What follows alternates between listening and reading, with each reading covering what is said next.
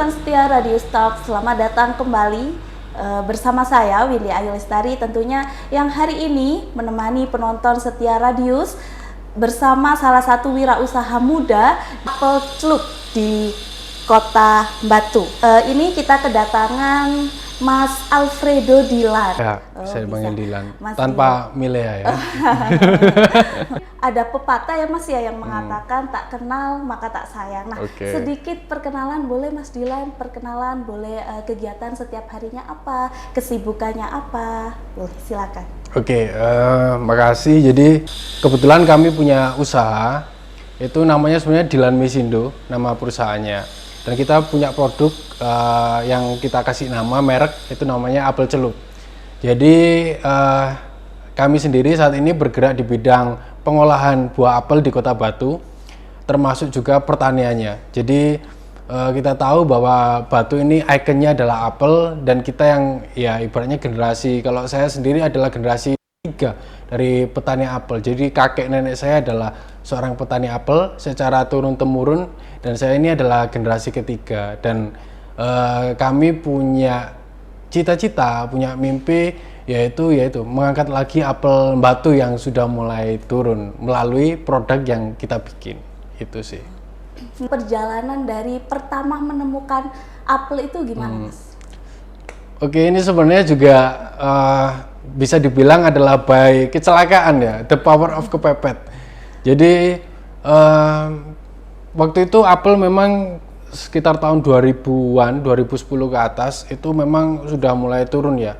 Jadi produktivitas di kebun sendiri itu udah nggak seperti dulu. Kalau misalkan dulu 1 hektar itu mungkin bisa 18-19 ton, itu angka yang wajar. Tapi untuk saat ini mungkin turun drastis, mungkin cuma sekitar 4-5 ton buah apel. Jadi sangat-sangat tajam. Nah dari situ juga apel itu kan kalau kita panen itu kan ada grade-grade-nya. Jadi ada yang grade A itu yang agak besar-besar apelnya, bisa dijual di supermarket dan sebagainya. Nah tapi lama-kelamaan apel di Batu ini lebih banyak grade di bawahnya, grade di bawahnya. Nah oleh karena itu kita berpikir kalau misalkan apel ini cuma sekedar dijual ke tengkulak, itu ya kita sering rugi gitu. Akhirnya kita gimana caranya mencari olahan produk yang berasal dari Batu dan kita bisa gunakan semua grade apel gitu. Jadi kita pengennya memang menyerap apel yang ada dari banyak referensi, kita pilih, dan salah satunya teh apel celup itu yang kita bikin. Jadi itu adalah salah satu produk yang bisa dibilang the power of kepepet juga. Ya, jadi itu yang kita bikin. Dan kita tahu juga bahwa Kota Batu kota wisata. Ya. Saya rasa juga wisatawan juga butuh, ketika mereka datang ke Kota Batu butuh yang namanya oleh-oleh, ya kan. Jadi kita bikin develop produk yang memang layak untuk jadi icon di Kota Batu gitu sih. Saya pernah baca nih Mas, Mas pernah ke New Zealand. Nah itu nekat dengan bermodal 5 juta kalau nggak salah. Nekat dengan itu, apa sih yang ada di pikiran Mas ketika sampai di sana? Kok bisa sampai di sana dengan uang segitunya, bisa bertahan hidup di sana, bagaimana? Gitu. Sebenarnya ceritanya panjang, panjang banget lah. Karena motivasi kita ke sana sebenarnya juga ya memang nekat. Karena ketika saya menyadari, saya dulu kan ya kuliah, terus kemudian kita sempat kerja juga ikut orang, terus kemudian nyoba untuk berwirausaha, tapi ternyata kan wirausaha itu nggak semudah yang kita lihat ya, itu butuh butuh mentalitas, ya kan, butuh banyak pengorbanan juga gitu. Kadang-kadang kita kan pulang ke desa, ke tempat asal juga ya secara mental harus siap gitu kan. Ibaratnya kuliah tinggi-tinggi, misalkan kuliah di mana gitu kan, tiba-tiba pulang ya tetap aja jadi petani dan sebagainya. Jadi kita harus siap dulu gitu. Nah, salah satu bentuk melatih mental ya kita harus by pengalaman gitu. Dan saya berangkat ke sana tujuan awalnya memang itu pingin melatih mental ya ibaratnya gitu. Saya juga pengen tahu tempat agrobisnis yang terbaik di dunia kan salah satunya di New Zealand itu seperti apa gitu kan. Kita juga butuh ibaratnya belanja wawasan itulah. Itu yang apa namanya melatar belakangi saya untuk berani nekat untuk ke sana, karena untuk itu tadi tujuannya belajar, itu tadi pengen tahu lah seperti di sana seperti apa gitu kan. Sehingga saya memutuskan untuk berangkat ke sana gitu. Jadi tapi sebenarnya ceritanya panjang banget ya. Itu yang membuat ketertarikan mungkin semua orang dengan modal 5 juta gitu ya Mas ya. Mungkin dengan modal segitu apa bisa bertahan hidup di sana gitu. Itu bagaimana Mas? Aduh, itu bisanya di sana sampai bertahan, sampai berhasil membawa segudang ilmu pulang ke Indonesia. Ya, itu jujur itu mungkin jalur langit ya, jalur langit. Iya, kalau di logika kan ya memang nggak mungkin. Tapi ya buktinya ternyata bisa. Dan ya contoh aja mungkin orang apa namanya ngurus visa aja kan nggak mudah gitu. Tapi nggak tahu ya, memang jalur langit lah saya bilang gitu ya, jalur yang di atas lah gitu. Tahu-tahu bisa sampai ke sana dan ya banyak pengalaman. Terus terang banyak pengalaman yang saya dapat di sana gitu. Untuk selanjutnya nih, untuk kedepannya ekspansinya di Apel Celup ini udah sampai mana? Oke, jadi gini, kita kan berangkat dari latar belakang tadi ya, dari latar belakang kita dari keluarga petani apel, kami dari keluarga petani apel, terus kami juga punya mimpi ya, ibaratnya kalau orang bahasa Jawa bilang itu nguri-nguri. Pernah tahu ya, nguri-nguri itu apa ya? Ibaratnya merawat ya, merawat yang sudah ada lah, seperti itu. Jadi kita ingin merawat yang sudah ada, mempertahankan yang sudah ada.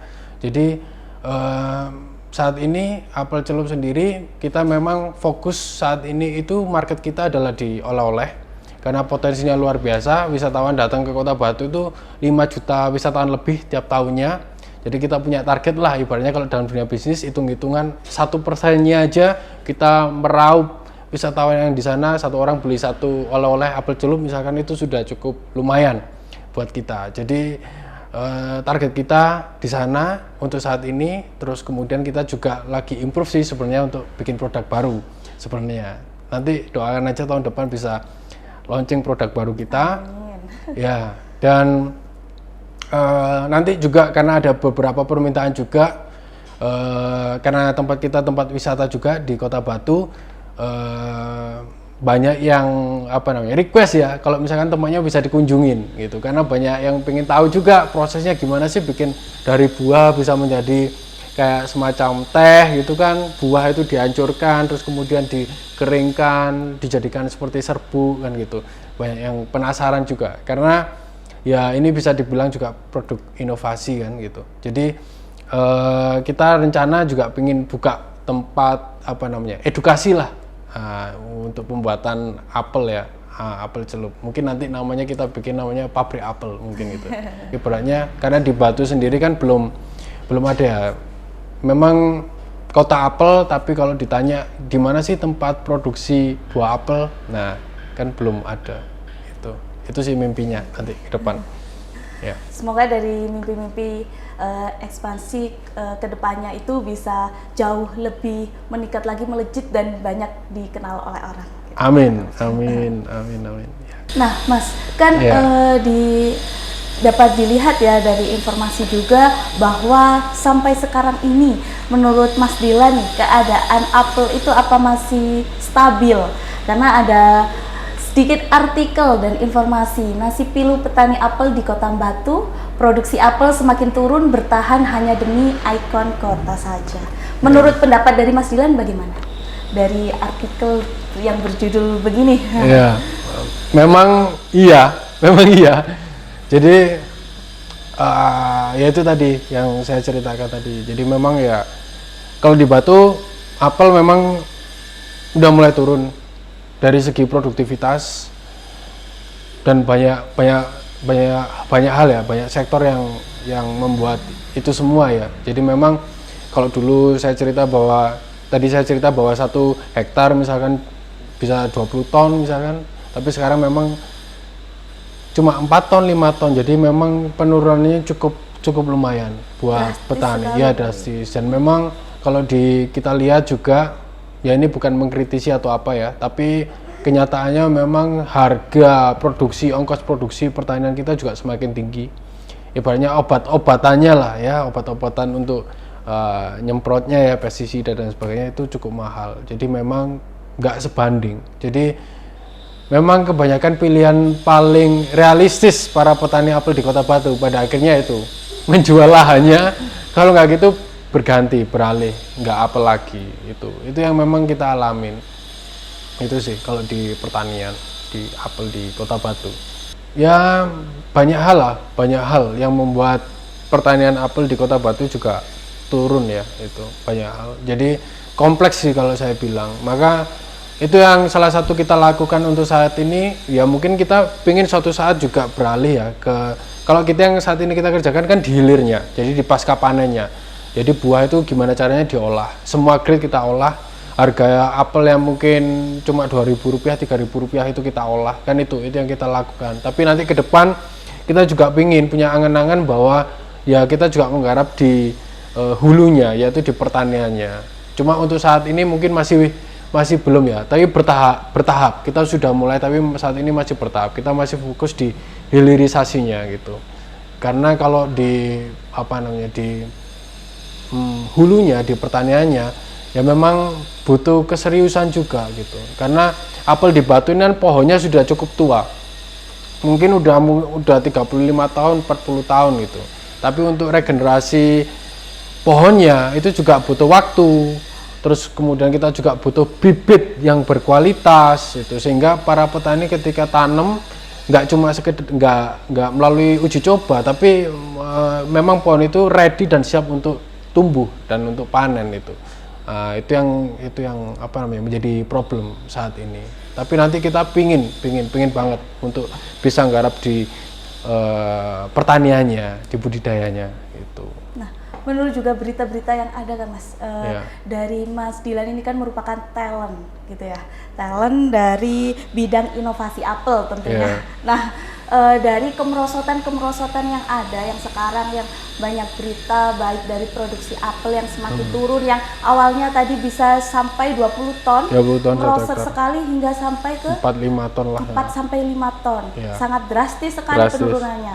Nah, mungkin dari masa kejayaan apel di tahun 2004 yang lalu, apa nih harapan Mas Dilan untuk mengembalikan masa kejayaan itu bagaimana?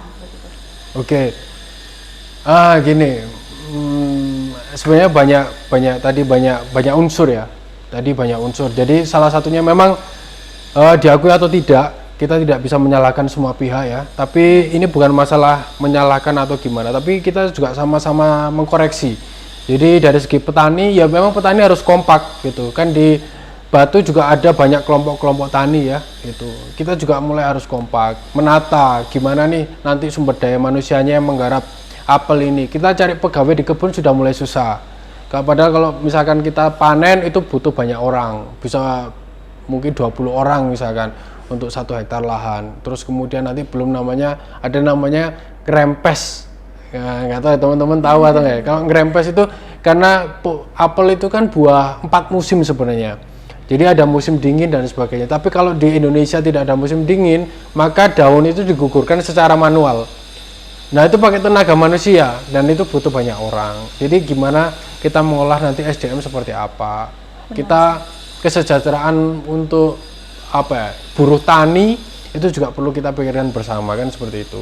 Harga jual nanti kita ke tengkulak atau mungkin ada pelaku wisata petik apel dan sebagainya, itu kita harus kompak gitu, sehingga tidak ada ibaratnya saling merugikan di antara kita, kan itu hal yang unik. Tapi juga kita juga membutuhkan sisi dari government ya, dari pemerintahan seperti apa, karena harga misalkan harga pupuk, harga obat-obatan pertanian itu terus-terusan naik gitu, dan nggak sebanding dengan hasilnya nanti gitu.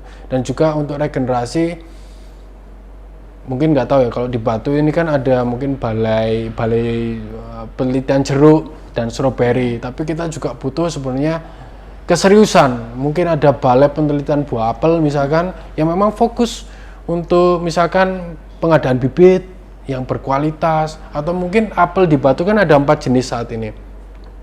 Apel Room Beauty, mana lagi Ana sama Grand Smith, atau orang bilang apel hijau, apel Australia. mungkin suatu saat akan dibutuhkan varietas baru lagi. Mungkin dengan cuaca iklim yang berubah seperti ini, maka muncullah mungkin varietas apel baru gitu. Dan itu nggak bisa kalau cuma diserahkan mungkin kita selaku petani apel ya gitu.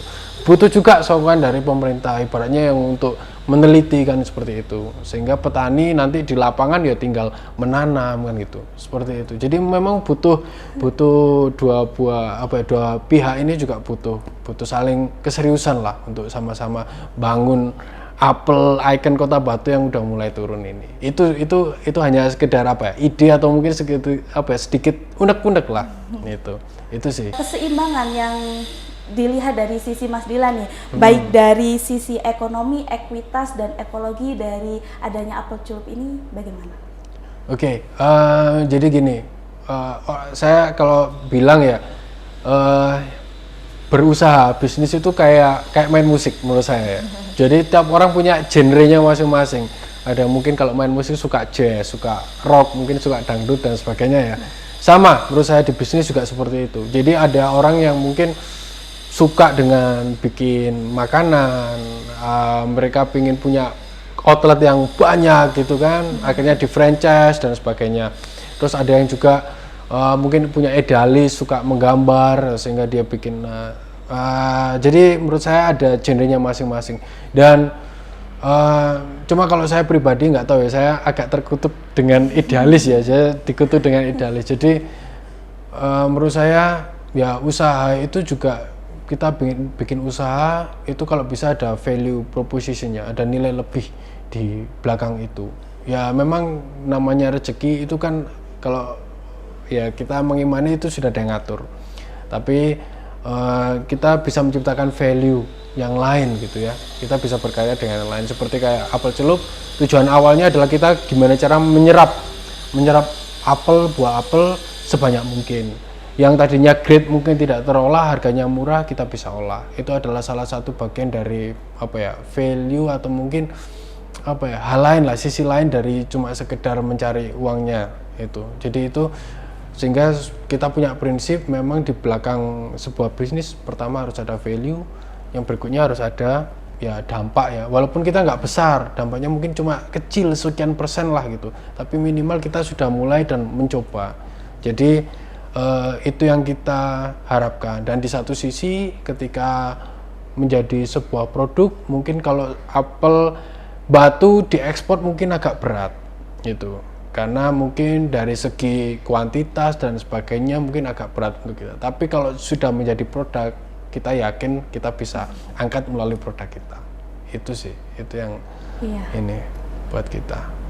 Betul. Oke, berarti kalau dilihat dari sisi itu, menurut Mas Dilan, dari sisi ekonomi, ekuitas, ekologi, perlu adanya value sendiri. Setiap seorang yang memiliki wirausaha, seorang wirausaha harus menciptakan value-nya di bidangnya gitu. Ya itu masing-masing ya sebenarnya genre orang, nggak ada salahnya ketika mereka cuma bikin makanan atau apa, nggak ada salahnya. Cuma kalau saya pribadi lebih ke sana. Itu saya pun juga nggak bisa misalkan bikin franchise yang gimana, mungkin belum, nggak berbakat untuk di sana. Tapi kayak kita bikin produk itu tadi, untuk develop produk itu kan kita butuh riset mungkin dari alatnya, kan nggak ada alat penghancur buah apel menjadi serbuk atau pengering apel, kan nggak ada. Kita harus riset dari nol, gimana caranya, itu menjadi sebuah keasikan tersendiri. Itu buat kita. Dan tantangan juga ya mungkin itu sih lebih ke sana. Oke, kalau boleh tahu nih Mas, goal atau tujuan dari apel celup ini sebenarnya mau kemana dan dibawa kemana? Dibawa kemana? Jujur kalau jangka panjang ke depan saya belum tahu ya nanti dibawa kemana.